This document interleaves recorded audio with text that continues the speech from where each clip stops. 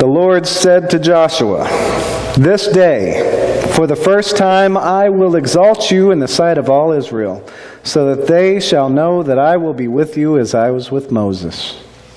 For your part, command the priests who carry the Ark of the Covenant as follows. When you reach the edge of the waters of the Jordan, make a halt in the Jordan." And Joshua said to the Israelites, "Come closer and listen to the words of the Lord your God." By this Joshua continued, "You shall know that a living God is among you, and that he will dispossess for you the Canaanites, the Hittites, Hivites, Perizzites, Girgashites, Amorites, and Jebusites. The Ark of the Covenant of the Sovereign of all the earth is advancing before you into the Jordan. Now select 12 men from the tribes of Israel, 1 man from each tribe.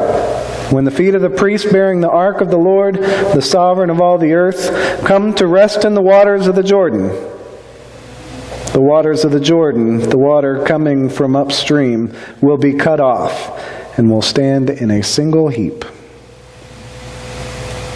When the people set out from their encampment to cross the Jordan, the priests bearing the Ark of the Covenant were at the head of the people. Now the Jordan keeps flowing over its entire bed throughout the harvest season. But as soon as the bearers of the ark reached the Jordan, and the feet of the priest bearing the ark dipped into the water at its edge, the waters coming down from upstream piled up in a single heap a great way off, at Adam, the town next to Zarethan. And those flowing away downstream to the Sea of Arabah, the Dead Sea, ran out completely. So the people crossed near Jericho.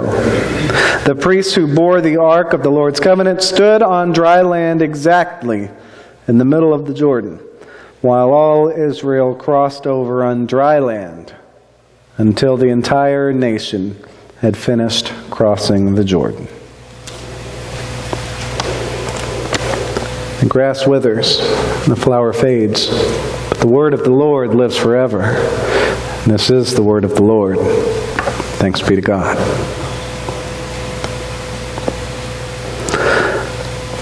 The harvest. Something that is sown and in turn reaped. Something that is produced and in turn collected. We Midwesterners might think of corn or wheat. This imagery is used a lot in the Bible, particularly because the average person in Bible times was very connected to the land on which they lived.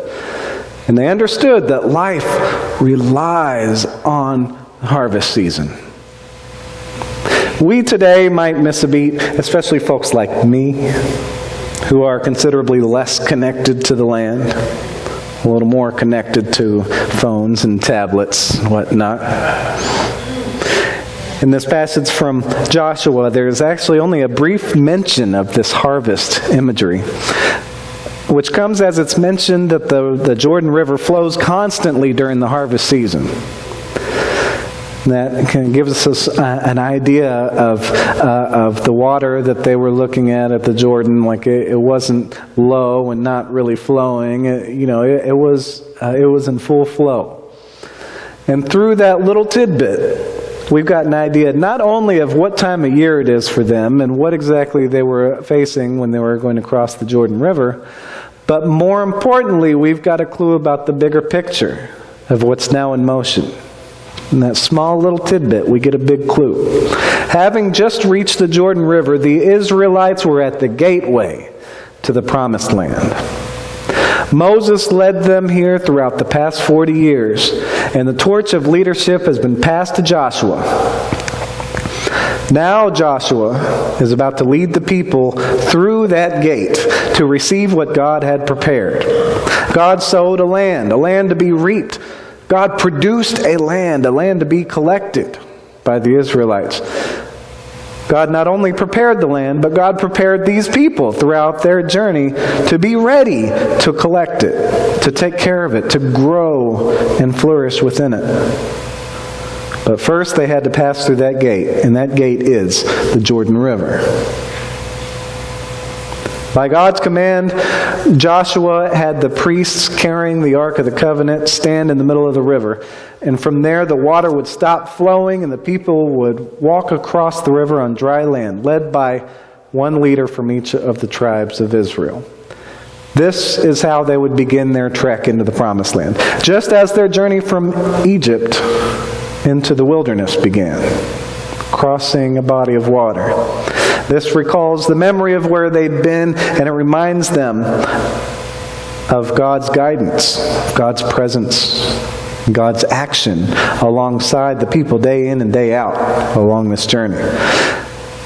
Now, you know, this water crossing miracle wasn't really necessary as it was for the people leaving Egypt. This is entirely symbolic here. That river could have been crossed without a miracle. But this is about their identity, and it's about who's with them. That they are God's people, that God is with them, and that God is giving them the promised land, that God is with them at every moment of every day, and that God is the one leading them forward.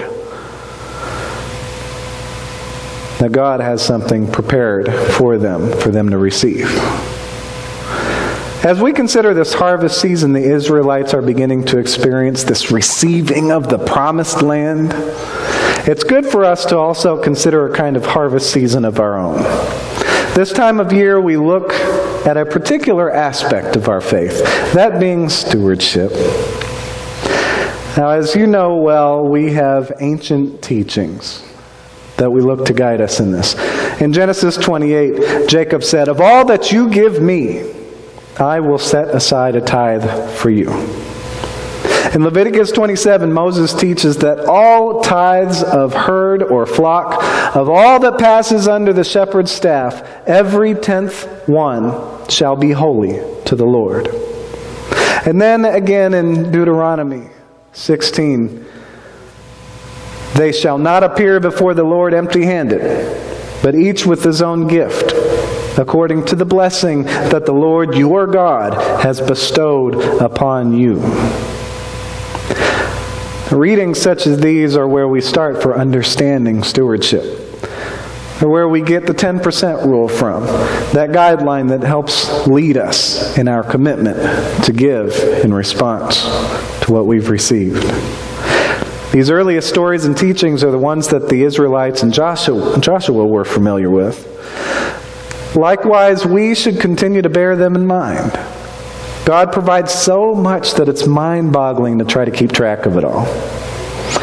It's like looking at a massive field of corn at harvest time and knowing every ear of corn individually, remembering each one individually, personally.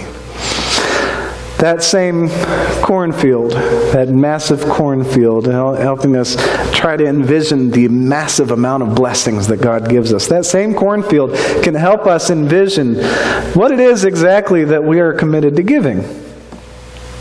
You know, if we think about that 1/10 rule, that 10%, imagine 1/10 of that cornfield separated from the rest and designated as holy to the Lord. That 1/10 is only for divine purposes.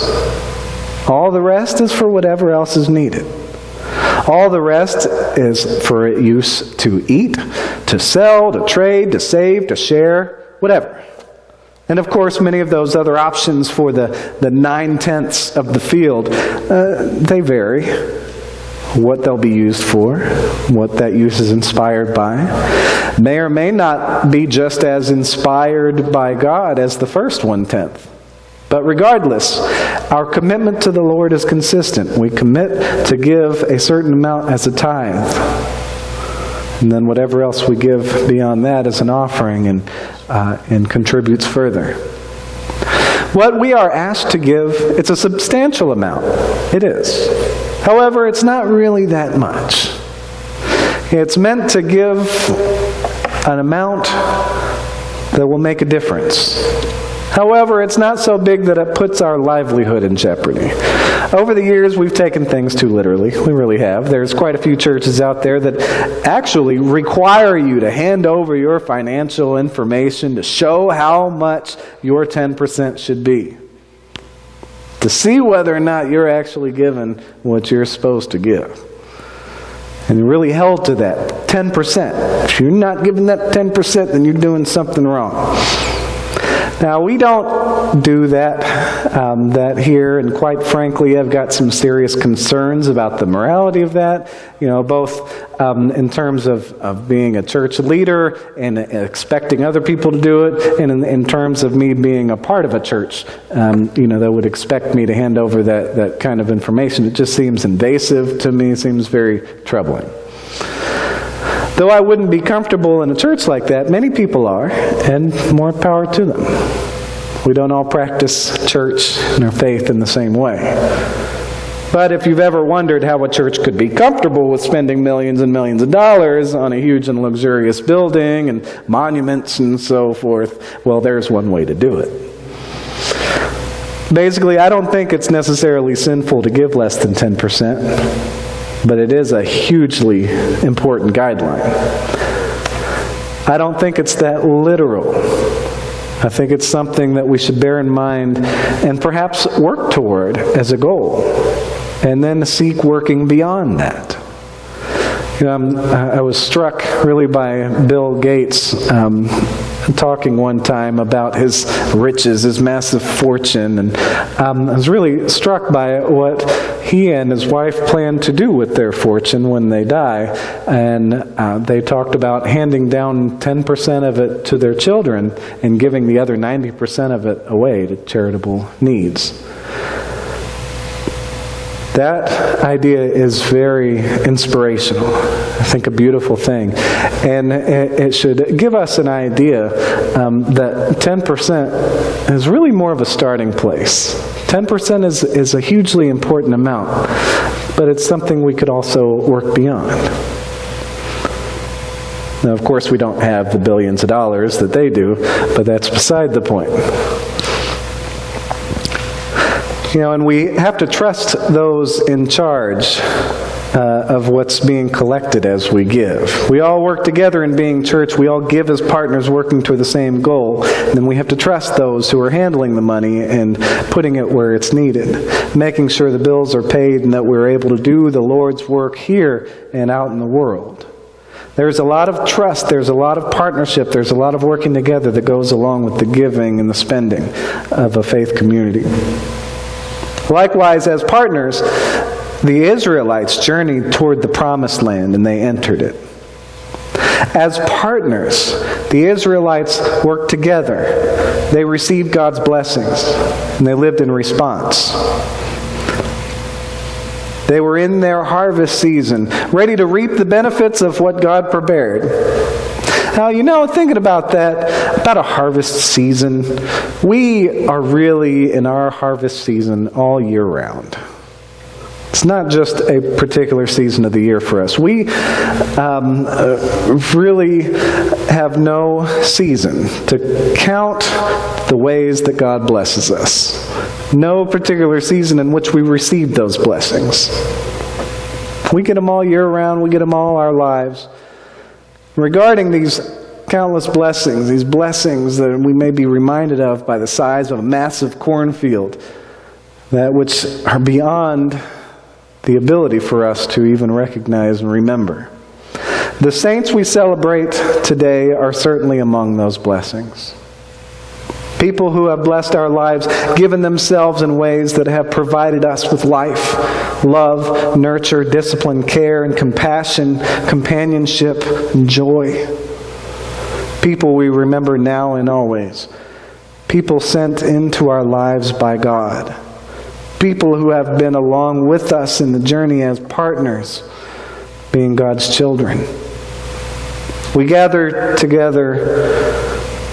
We give of ourselves in response as partners to this huge harvest of incredibly beautiful gifts that we receive all year. All year we reap the benefits of what God prepares, and all year we live in response. This season is one for us in which we, in particular, discern how much of our harvest we give back to God. Will we maintain the amount we give, the time, the energy, the service we give? Will we improve our practices of giving monetarily?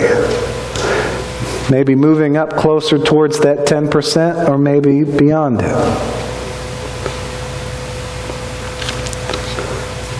May we remember that being people of faith is not only about accepting ideas intellectually and embracing them emotionally. Beyond that, we are doers. What we do is give of ourselves for the good of God's creation, giving from what God has given us, giving money and other physical gifts, giving our time, our energy, and our strength. May we remember that our lives absolutely rely on what God gives. And in many ways, the lives of others rely on what we give. May we receive the harvest of God's providence gracefully.